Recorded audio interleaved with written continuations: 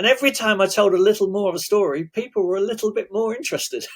And it was just a gift. It's become an absolute gift, and it helps us be disruptors. It's a topic that helps us have, it just opens up some more interesting conversations.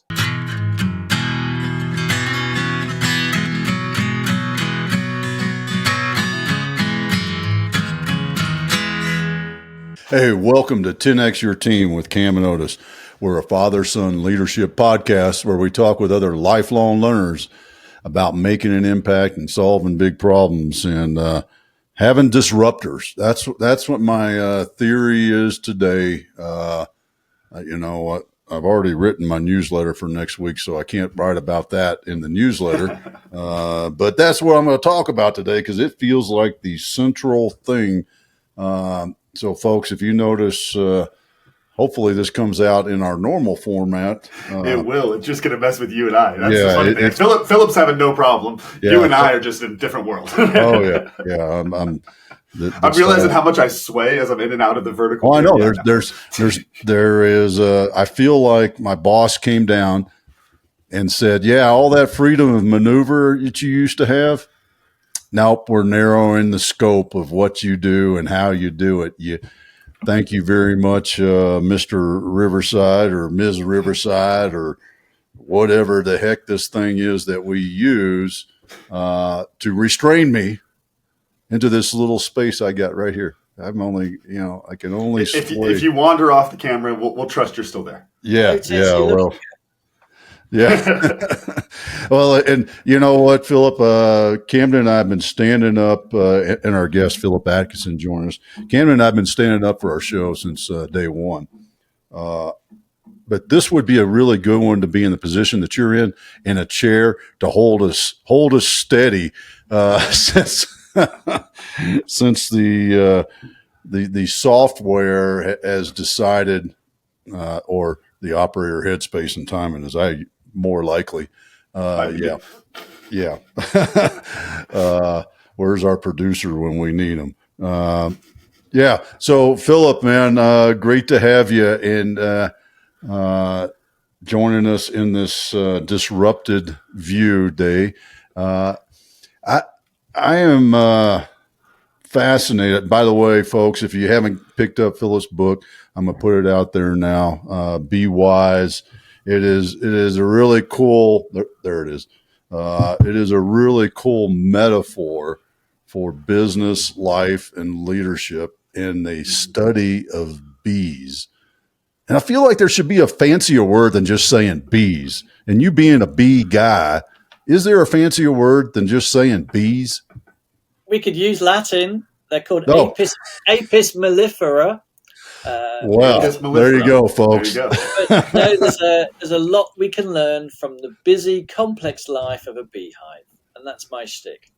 That's awesome. And in that same line, what drew you into the beekeeping world and that fascination that you have with them? Well, here we are. A quick story. A long time ago, I was working in a huge organization, 150,000 people worldwide, which I'll tell you about. And I was at work, I was studying coaching and organizational change and transformation. Great. That was my job. I was looking in my private life, I was looking to start a new hobby to be nothing to do with work. And I've always wanted to be a beekeeper. I could tell you more why. But I found, so I live in rural France and I work in Switzerland, just over the border. So it's truly the center of Europe. And I was looking for a hobby and I joined the local bee club. Nothing to do with work. And it was all about complex organizations and decision-making and communication and what the bees do. And of course, bang, it hit me. Beekeeping is a metaphor for complex life in working organizations today. And here's me thinking it was nothing to do with work and was like a different headspace. And I could not escape the fact that in organizations, it's just like a beehive. Everyone is busy. There's a lot of noise. There's a lot of things happening. There's an amazing product. And they communicate and they take decisions and they work together and they have diversity. And what I thought was nothing to do with work is everything to do with work. And now That is my life's work, helping organizations disrupt and do things differently and do things better. And I use the beekeeping as a metaphor. And I've just published this book, BeeWise, 12 Leadership Lessons from Inside a Busy Hive. And that brings us here today. I got to ask, how did the rest of the group behave when you brought all the leadership nerd stuff into their safe little bee space there? Because I could imagine, just like you were trying to get away from it, it's like this guy started talking about organizational stuff. Man, I'm just here for the bees. Come on. And then, well, at work, it started really slowly. The building I worked in happened to, and it's described in chapter 1, the building I worked in is a 4-story building, and it's a box. It was a square, a bit like a beehive, with a small door at the front and everybody coming and going. And I just started using beekeeping metaphors in conflict situations, in communication conversations, in conversations about decision-making and leadership. And every time I told a little more of a story, people were a little bit more interested. And it was just a gift. It's become an absolute gift, and it helps us be disruptors. It's a topic that helps us have, it just opens up some more interesting conversations. I think people are always looking for a way to understand things that are different than the situation. And, one of the things I remember jumping out at me as I was getting into the book is the seasonal thing. And I'd love to have explain that little metaphor between the seasonal work that the bees do and, the seasons of the business, because we at Try a Purpose, we've always used the metaphor of, your startup is your baby, and your baby grows and becomes a teenager and all those sorts of things. As a matter of fact, I think Tony Robbins uses that same metaphor. Yeah. Help us understand a different way of looking at that as the seasonal thing with the bees. The book is organized in 4 sections: spring, summer, winter, autumn, winter. And, there is a 12-monthly business cycle to things to do with the financial year. But what's more important, and like the work from Tony Robbins, what's more important is to acknowledge everything has a beginning, a middle, and an ending. And just one quick lesson from the bees is we're great at beginning things, starting a new job, starting a new project, starting a new initiative, and that has energy, it's positive, it's fun, we know how to behave. The first lesson is pay more attention to endings. How do you close a project? How do you close a job? How do you close a transformation? Because organizations and we as humans are not very good at closing things. And all of a sudden we find we've got too many projects open on our laptop, too many apps open, too many things open in our heads. And we need to pay more attention to the seasonal nature of closing well. Mm-hmm. How does maintenance play into that, in your opinion? Because you're talking about, we struggle with closing things. One of the things that come to mind for me is I think we also have a lot of people struggle with maintenance of, starting the project and then maintaining it through, rather than just getting it up and building the thing and walking away from it. What's that relationship like, in your opinion? Well, if you follow that natural arc of a beginning, a middle, and an end, at least then when you're in the middle, and it might be a messy middle, at least you're on a trajectory that has to come and close. And it might be breaking up, maintaining things is hard, but maybe you need to break things down into steps, and you have a beginning phase and you close the beginning. And let's take what we've learned. And then let's open the middle phase, and let's start well, and then let's close the middle phase and pause and reflect. What have we learned from the middle phase, and close the middle phase well? And then the same with an ending, If we're not careful, we all start too many things, and then they just exist. And then we keep starting more things, and it gets piled up on one new thing on top of another new thing on top of another new thing. And you wonder why people have burnout or employees become disengaged. It's not a surprise. Mm-hmm. In your opinion on that, and this, I know that I'm asking for a rule of thumb. This is kind of a hard thing. Everyone's different. But it's, what do you think is that right amount for the projects? Like, I think, somebody, I'm a scatterbrained guy. We talked right before this about my coach at 2 different things with rugby, podcast, work, baby, all these different things, right? I can also tell you that if I have, like, let's say that's my 5 things, if I get 6, I go crazy. Like, and there's always that number there. What do you think is that sweet spot? Because we do enjoy variety. We do, we like things to be different. We like to, kind of chase the rabbit sometimes. That's what we talk about on the show all the time, chasing rabbits. What do you think is that sweet spot where you're closing the projects, but you're still chasing some rabbits? I can't give a figure, but you've already described that 6 is a lot. What does it matter? A baby in your sports and your coaching, but 6 is a lot. And if you're in an organization, just think, how many different projects are you involved in? And you can't do too many, and you can't have too many significant things open at any one time. And the best boss I ever had used to say, Philip, if you're going to bring me a new initiative, close 2 first. And I just thought that was really wise and common sense. Mm-hmm. Close some of the other projects first. And that was insightful. I'm kind of still stuck on the critter thing. What are the bees doing in this seasonal change so that, just that relationship of what they're doing? I'm fascinated by that also. Great question, Otis. So do you want a crazy bee fact? Yes. Love. Oh, that's what we're here for. Come on. so the bees, the hardworking bees, they have a cycle as well. And at the beginning in spring, it's grow. Their goal is to breed, the queen lays 1,000 eggs a day, and they're hatching, and it's busy. When you get to autumn, the colony has to begin its close. And it has to work hard to close, ready for the winter. And the crazy fact is, 95% of the hive are hardworking female bees, 5% are males, and at this time of year, the males are no use at all. And they can't even feed. Because we're all out hunting.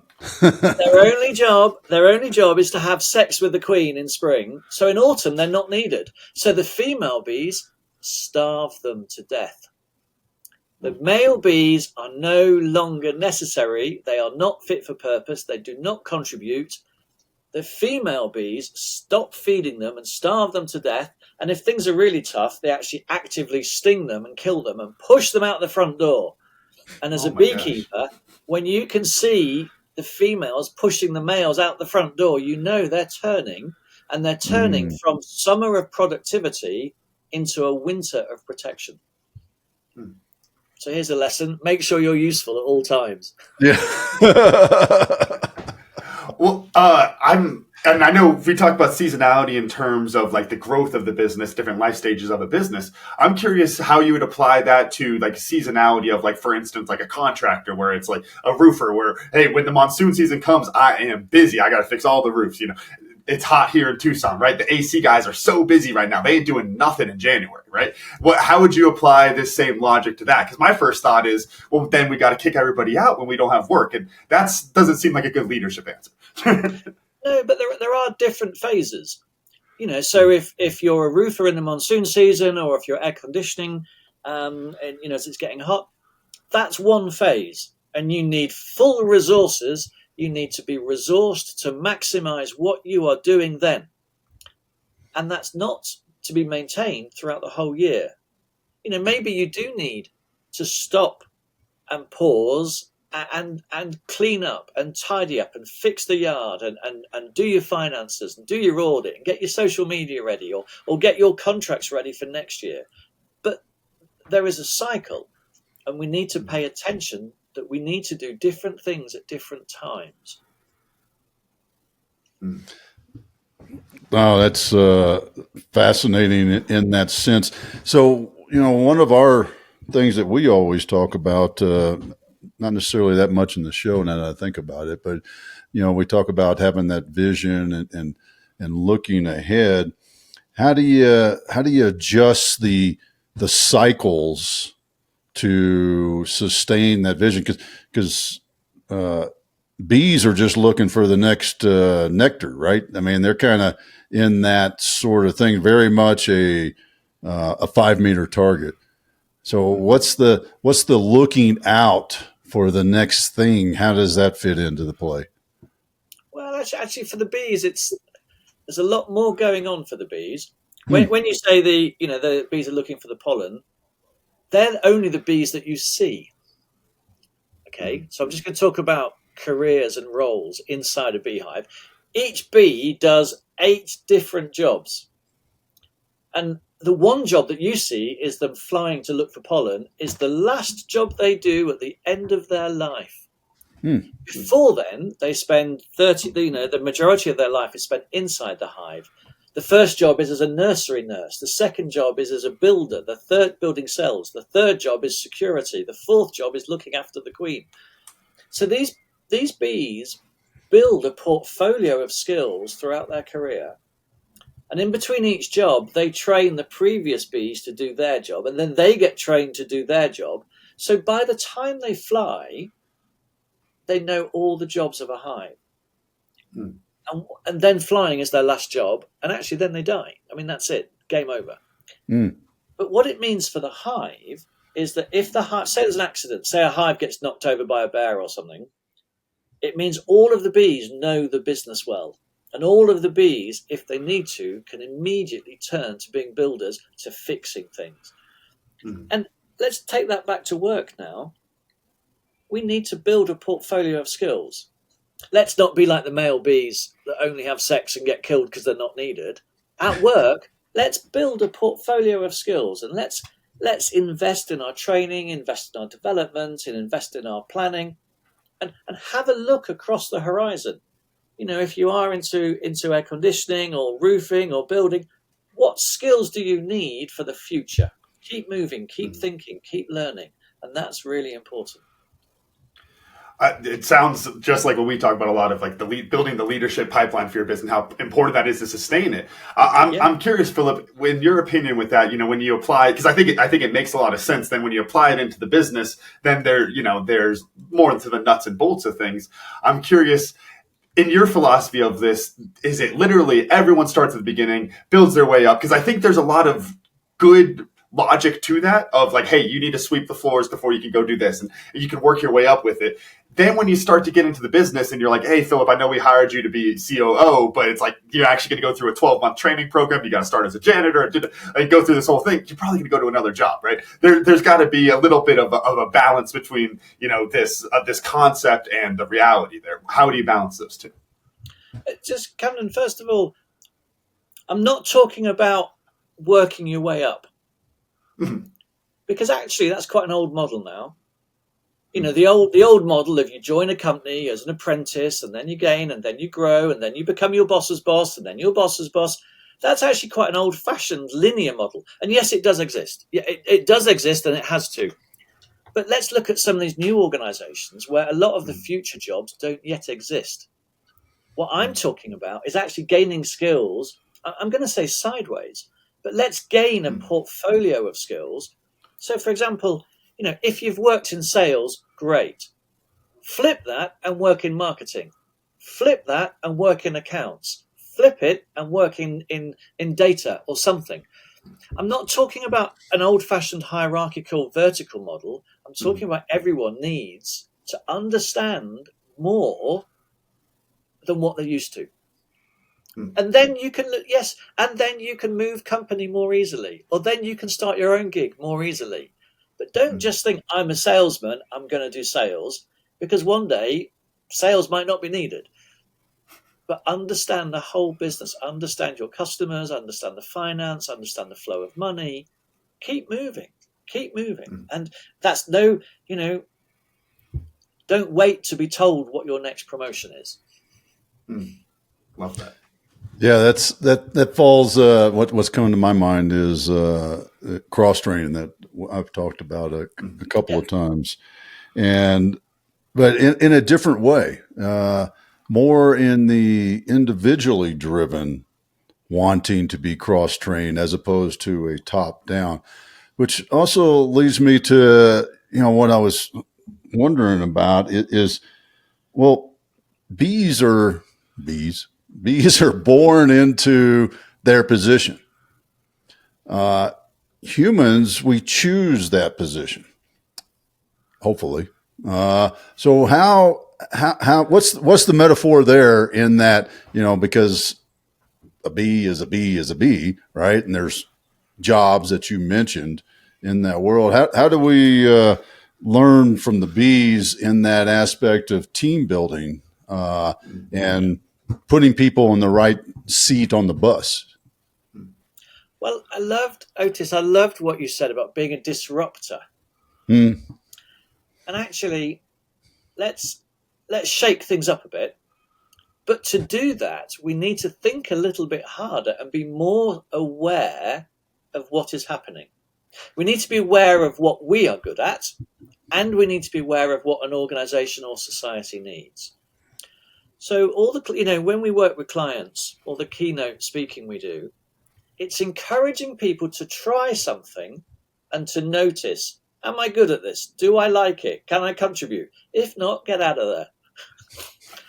So when I talked about moving from sales into marketing, maybe the biggest lesson is you learn you don't like marketing. Great, get out of there.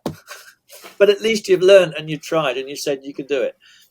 And increasing awareness is about noticing what's working and noticing how you feel and noticing where your learning edges.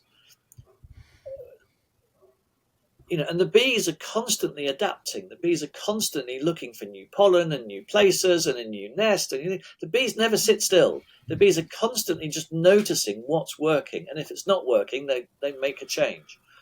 And that's what I encourage all leaders to do. And all self-employed guys and guys running teams and teamsters, notice what is happening and pay more attention to that and then make a shift. The thing that keeps coming to mind is this is one of the as I was prepping for the episode, the word came to mind of like hive mind, right? The hive mind. But as we're talking through this, I'm thinking it's not, the more you paint this picture, and obviously Dad, you and I are not the bee experts here. We're learning a lot about bees today, right? But it's like, as you keep painting this picture more and more, what I'm realizing is that hive mind piece, the whole idea of it's all perfectly lockstep, everyone's kind of exactly in line, doesn't quite match as well, which I think is great because, we as people, that's not a great organizational structure either, of everyone locked in perfectly like that. Could you paint, and not in the human side of it, but just in the bee side, could you paint a little bit of what that looks like? Because I think a lot of people have that hive mind idea of what the bees are doing, but it's like there's so much more of the communication, those different pieces there that are actually going on. Like you mentioned, the 8 different jobs, those pieces there. What is the real example beyond the hive mind that we all think of? So also, the bees are, we've been talking about individual awareness, but actually the bees are also the most amazing teamwork and as a collaborative unit. I'll give you another little bee fact.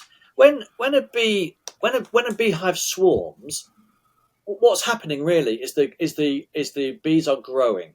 So half of them will stay in one hive and half of them will leave to go to another place. And that is how a bee colony reproduces. In order to do that, they have to take a decision. And let's say a dozen bees, scout bees, they go looking for a new home. And the process, this is about decision making and communication. Let's say you get 10 bees going to 10 sites and they all come back saying, I found a place, I found a place, I found a place. And they need to make a decision. And they come back and they communicate through a thing called a waggle dance, where it is in the direction to the sun, so that's the angle, how far it is by the way they do the dance, but also they tell a story, and it's how passionate they are. And so each of those 10 bees try and convince the other 10 bees what it is they believe in. And then there's 5,000 bees that are going to go for a second opinion. And they go, I know what, I've trusted one bee to do some fact finding. I'm going to get a second opinion. I'm going to go myself. And then the bees come back. And from 10 options, they narrow it down to 2, for example. Mm-hmm. But they're trusting people to go out and do some research and go out and look for something, go out and be a disruptor. And then they come back And then eventually they have to take one decision. And this is a hive mind. This is a teamwork thing. The bees go, all right, I went to site Z, but I think site A is better. And lots of my colleagues have agreed that site A is better. So I'm going to stop fighting for Team Z, and I am going to align behind my colleagues. And we've had an argument, we've had a debate, we've been fact finding. I am going to trust the system, and I am now going to vote for Hive A. And then they leave. They stop arguing, they stop fighting, they stop fact finding, they take a decision, and they all move together. And it works. But it's about trust, it's about communication, it's about decision making. And I wish we did that better at work. I was going to ask with that, what do you think is the human component that blocks us from falling in line with that? Because I totally agree. I think out as like an assistant coach out there with rugby, there could be something I don't agree with, but there's a certain point where it's like, look, we got 2 hours out here to go to work. If I am arguing with you about it, we just wasted 30 minutes. It's like, it's better that I fall in line and just put my weight behind you and push as a team, right? What is the thing that gets in the way there? I mean, is it just ego? What is it? Oh, Camden, yeah. I was going to say that's a great. Oh, thank you. That's a great real life example. I was going to say the first thing is actually ego, and you mentioned it. So the first thing is ego. It's not about me. It's about the team. What is best? What is best for the lads running up and down the touchline at the moment? What is best for the business? What is best for customers? But also, I acknowledge I am carrying 25 years of experience, but that might not be relevant for this topic. I'm not an expert in everything. I can't be. So I need to put my ego to one side and say, let's just pause. Let's take on all the data that we need for this situation right now. What is best for the team? What is best for the business? And I'm part of it, but let's be open-minded. Then the second thing is actually process, and that's how you take decisions.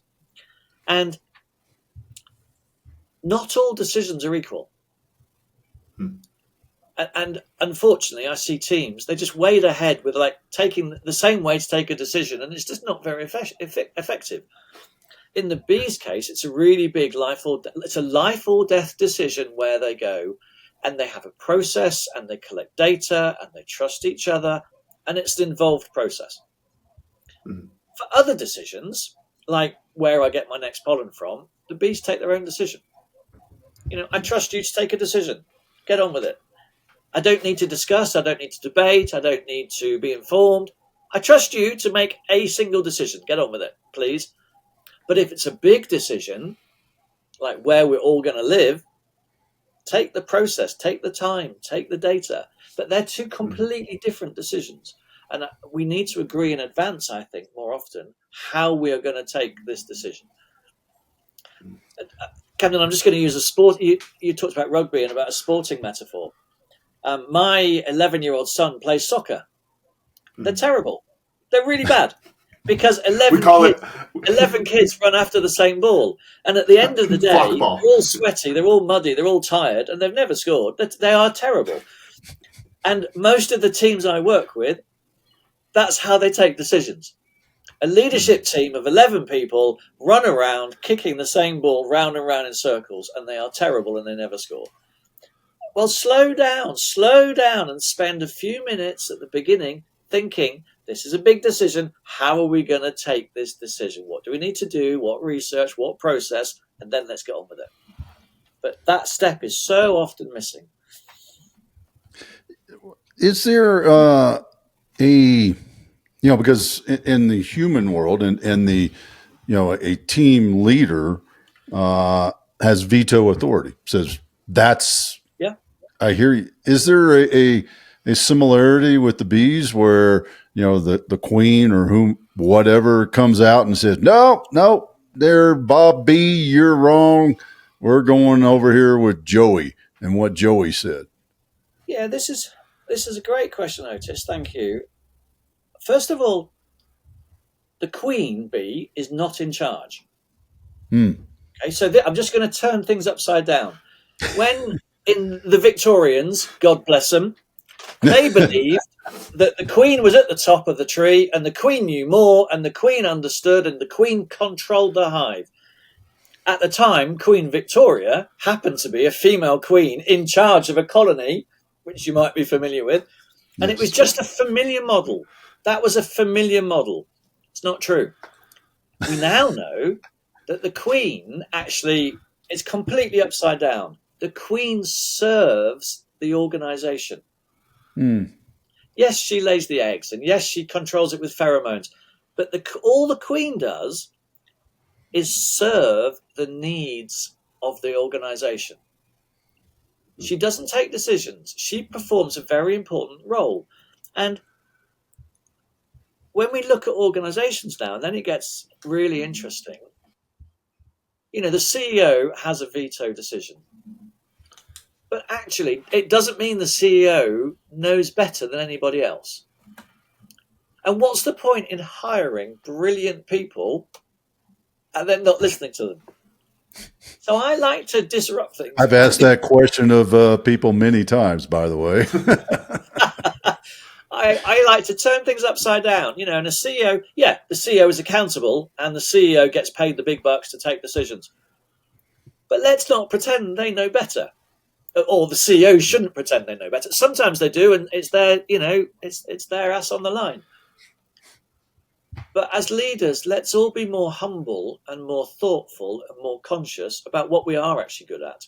And often we're good at creating the right environment for other people to be brilliant. I ain't the expert. That brings to mind something, and I always think it's interesting talking leadership. When it comes to psychology, there's such a bias towards. Long story short, it's so many studies are done on American college students, and it becomes and so you get this really homogenous taste of what psychology is and what organizational psychology can look like compared to other pieces of the world. You are in a different part of the world, as people could probably guess, even if they're just listening, right? But what I'm curious is, one of the things that I've heard a bunch is Americans are score number one in asking for advice, and we score the lowest in taking the advice. I would love to hear your perspective of just do you see a similar pattern over there? I mean, you guys are the parents back there in Europe, right? Where we came from. So are we making the same mistakes? What's going on here? What's your perspective on that? I'm going to play with this, Camden, because your dad's in the room. Parents aren't always right, are they? That's not true. That's not true at all. Parents are not always right. But look, here we are. I'm English. I live in France. I work in Switzerland, and I work with multinational global organizations with people from all over the world. So I am actually very fortunate to be right in the middle of a mix of people from all around the world. And I do a lot of work in the US as well. And actually, it's back to that same basis. Let's acknowledge we're different. Let's acknowledge we have different expectations and beliefs and biases and behaviors and prejudices. Let's acknowledge that, and let's come back to, what does the customer need? What does the team need? And I might not know the answer. In fact, I don't have to know the answer, because the answer is probably somewhere else. And my job as a leader is actually to ask better questions and create a safe environment for brilliant people to be brilliant. Please don't lay that on me. I can't, be the expert in anything. I don't need to be. I don't want to be. I'm an expert in helping people help teams be better. It's great. I love this work. Yeah. What I want to jump back to the swarm thing, because what's coming to mind, and it's probably because of a lot of people I spoke to yesterday at the expo I was at, is, I've got to, I look at how I'm doing, the business is working currently, and I think, well, why should I work for somebody? And, I could do it better myself. You hear that a lot, right? So I'm going to go over here and start another company. Is that same sort of thing? Is that what's happening in a way with the swarm, in that let's colonize grow the colony? I think it was the phrase you used. I'm going to think for a minute, Otis. Yeah. So here we are. Look, I don't know the answer. I'm going to think for a minute. The bees have a natural survival instinct, and they need to adapt and grow. And the method or the model they have for growing is to divide is that they have one colony, and then they divide, and then they have 2 colonies, and then they have 4. And if one colony is not working, they need to put more energy into the others, and that's how they grow. And I'm going to bring that back to working life. If I start a new company, but the way to scale, you can't, as a single leader, as a single dad, as a single parent, as a single coach, I can't do everything. I actually need to create an environment to scale things by trusting other people to be great. How can I, with the rugby thing, how can I get people in the team to role model, to challenge, I can't do it myself. I can't do it all myself. I can't do anything by myself. I actually need to be very conscious about scaling and role modeling and creating the right behaviors. If I want to work by myself, it's finite, really. With the other piece that comes to mind with that is, the person who wants to solve the problem themselves. Dad, we talked about with nonprofits, it's the thing of we all want to help the hungry kids, but it's I'm going to do it for me. And Tucson has the biggest nonprofit what is, I'm messing up my phrase now, most highest nonprofit per capita rate or whatever in the country. We have the most nonprofits. There we go. But the interesting thing with that is it's a good thing. What you're talking about there of I want to go do it better. I want to help. There's a good purpose behind that. My question for you, Philip, then is what can we do as leaders to get that person to put the weight into an organization? Because at that point, if you get that kind of energy, people thinking entrepreneurially inside of your organization rather than everyone starting their own business, now we all have that same energy. Dad, we always talk about leading a team of leaders, right? That's exactly what that is. You get a team of leaders. That's really exciting. It's also the thing where the leader is also the guy who wants to go start his own business. So in your opinion, Philip, how do we as leaders keep those people in line with the rest of the team? Yeah, I'm going to bring it back to ego. A team is successful because of the members of the team, and that reflects well on the leader. But if you're chasing recognition as being I'm the best leader, and I'm feeling this physically with my hands. I'm kind of controlling and grabbing on. If I need to be at the top of the pedestal, or I need to be seen, or I need to control things, it's not going to work. I need to open up and be humble. Open up and be curious. Open up and be interested in your people. And then from that, you can be inspiring, you can be an ambassador, you can be a role model, and then you attract great talent. And I think, you inspire people and you give them energy. And, we've all had great bosses, I hope, that we've really learned from. I feel, I will put in the extra hours, the extra mile, I will work my butt off. I've had a good leader. I'm doing it for the right reasons. And I'm sure we've all had terrible, terrible bosses. And it's about control and micromanaging and, screw this. I'm going to leave. It just doesn't work. So it starts with individual behaviors and awareness. As you've dove into this comparison, has there been anything that's holy crap, I never would have seen that, thought of that, both in the hive, the actual hive and the metaphorical hive? Has there been something that's wow, I never would have saw that, I guess? Yeah, well, there is one. And look, so the beekeeping is a fun metaphor. I'm not suggesting we become like bees. It's not anthropomorphical, And let's just think, bees are associated with being busy, okay? Busy as a bee. We've all heard busy as a bee. In the summer, these bees live for about 34 days. Not much more, not much less. And they work non-stop. They don't really sleep. They don't really take a break. They work non-stop for about 34 days. And quite frankly, they die of exhaustion. That's it. Game over. And if we just come back to working life, if you ask someone, how are they? The answer is often, I'm really busy, thanks, I'm great. And busyness has become a catchword for productivity. And I don't think that's true.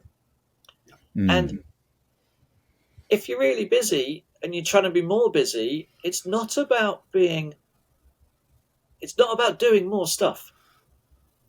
And here we are. Actually, I noticed myself slowing my voice down because I'm trying to react to, here we are. I'm slowing my voice down and saying our competitive advantage is thinking better. Let's pause. Let's think. Let's slow down and let's think about the bigger problems.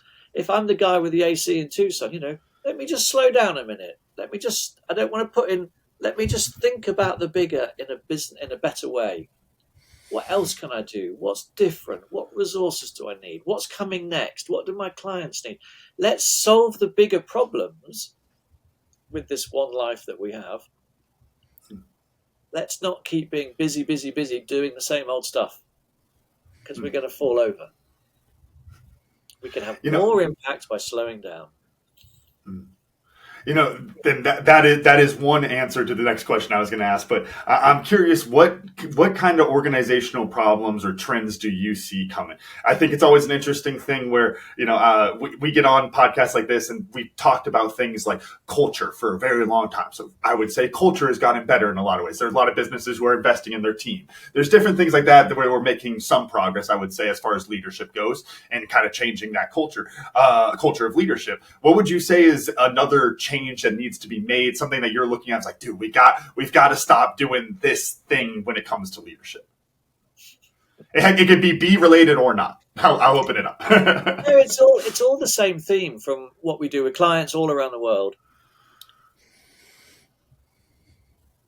Culture is important, but really having a culture of thinking better. So if I ask someone, how are you doing? And the answer is not, I'm busy, I'm going to a congress, I'm busy, I'm traveling, I'm busy. If the answer was, I've spent all day thinking about a bigger customer problem. So actually, it's about having time to think and about having better quality thinking. Now, look, let's talk about AI. AI is with us. AI is the most brilliant tool that will transform our work. But shit in, shit out. Unless you're thinking better first about the problem, AI ain't going to fix it.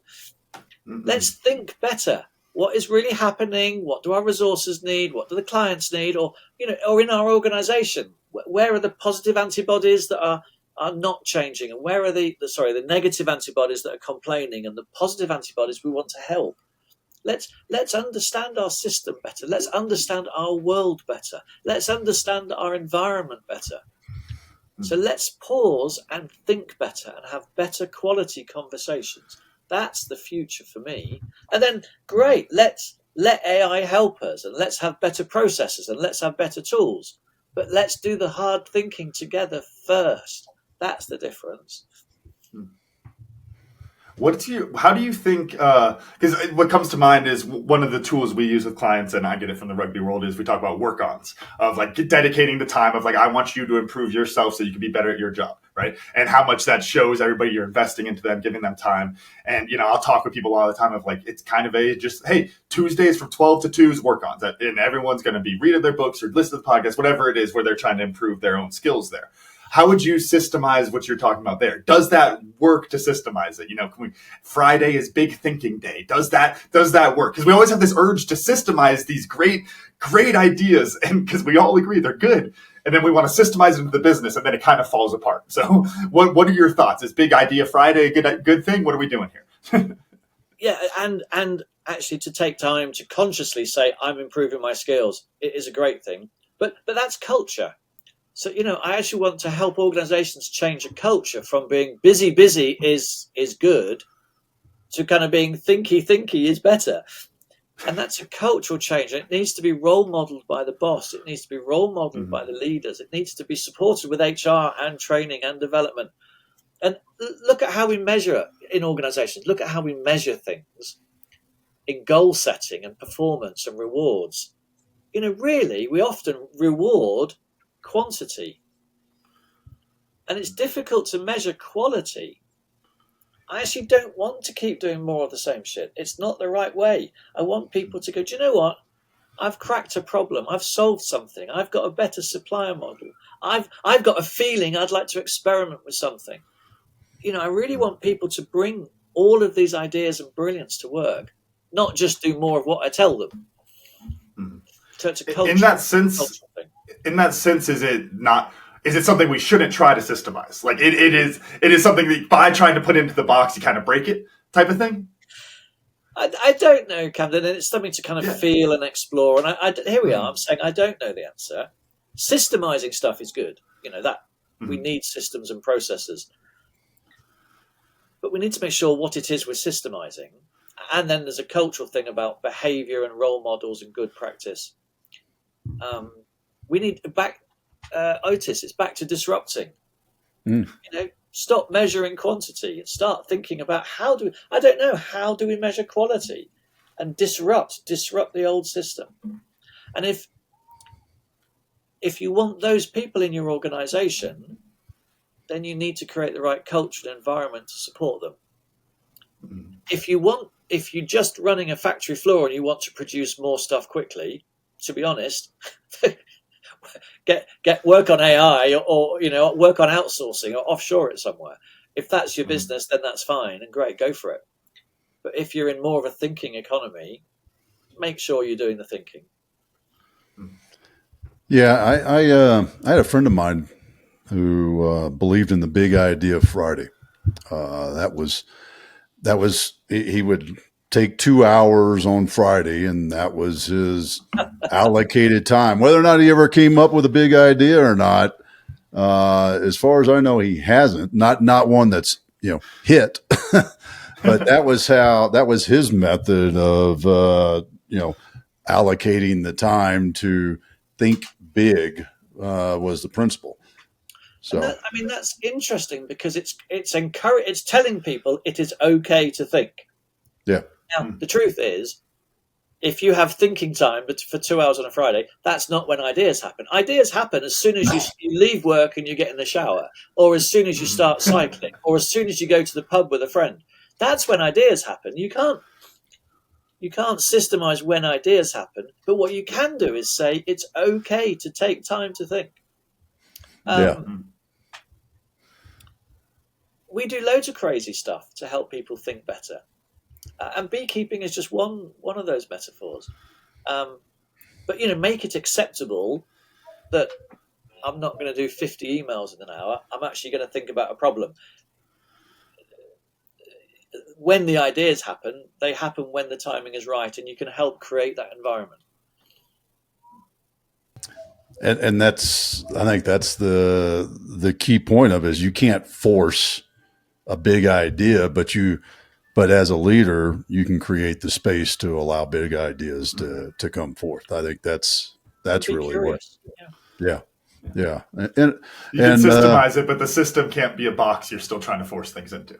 Right. Yeah, because that's kind of counterintuitive to being creative and coming up with new ways and new ideas of we're going to put it in a box here. You must. Okay, everybody, stop work. It's big idea time. Everybody sit down. Come up with a big idea. Who had the most big ideas? That's right. Whose idea is the biggest of the ideas. So, yeah, just can't force those sort of things. I think that's, and when I think about what I learned in my big ideas, quite the list of things about our bee friends who, yes, I did not remember the Latin word for bee. So that was not what I learned. That's not. I wrote it down, so that is what I learned. But go ahead.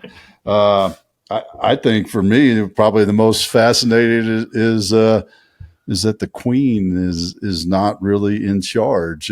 Thank you very much, Queen Victoria, and the royal family of we're just going to make it so because that's how monarchies work, especially in the Victorian age. So that was what I learned. Cam, how about you, man? What'd you learn? Actually, so got to read it right. Apis mellifera. There we go. Got the Latin on there. But no, actually, really, same vein for me. I think I thought of as we're talking about the bees, it makes me think of like people talking about like the alpha wolf and like how that's not really accurate. And we have all these different things. We talk about hyenas being scavengers, and it turns out the lions steal the kills from the hyenas, and it's actually reversed.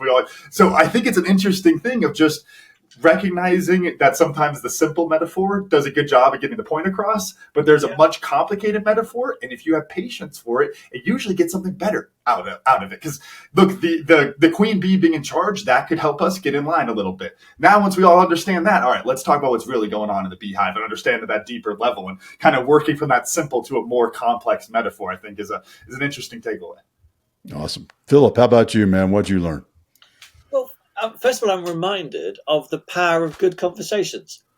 We've covered a lot of ground, and it's been free-flowing. There's been three of us, and there's all sorts of... So first of all, just as a format, this is a really helpful way to think.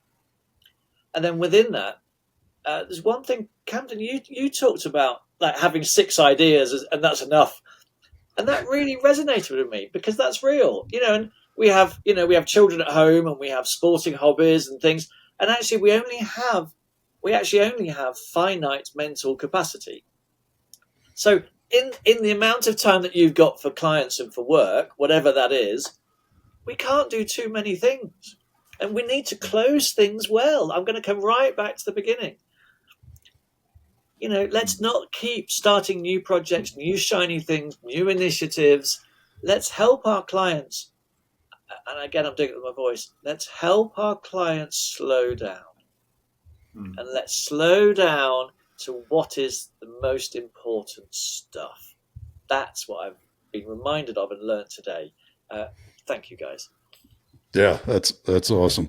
Philip, tongue-tied. How do folks find you, learn more about what you have going on, get a copy of your book, BeeWise? That's with 2 E's. Here goes. So the book is available on Amazon and all book retailers worldwide. BeeWise, and it's called 12 Leadership Lessons from a Busy Hive. Oh, we're all going to put it up. All right. Look at that. We're going to go for a triple winner. There we are. It's on Amazon. Now, the important thing, well, first of all, then there is a website, one word, BeeWise Book. B as in B, Wise Book. BeeWiseBook.com. You can find us there.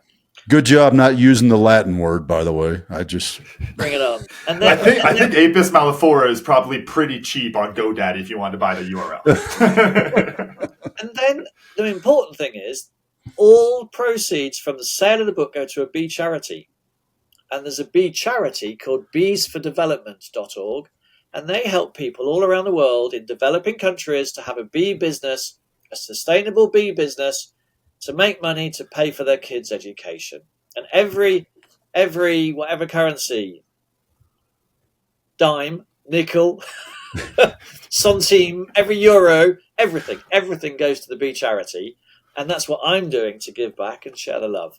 So, and it's a great project, and I love talking about this stuff. And thank you for your interest and your curiosity.